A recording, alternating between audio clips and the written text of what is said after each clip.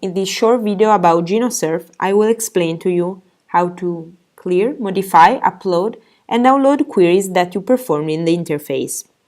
First, as you can see, we've prepared for you a set of predefined queries.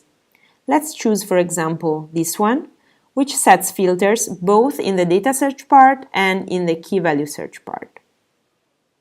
If we wish to visualize the complete query in JSON format, we press Modify. We can either copy it to clipboard or paste a new one, or directly modify it here.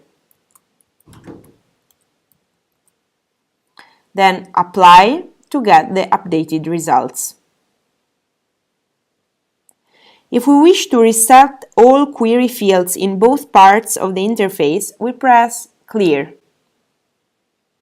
If we wish to upload a new queries as an external TXT file, we press Upload and select a file from our file system. Finally, Download is to download the query directly in a TXT file.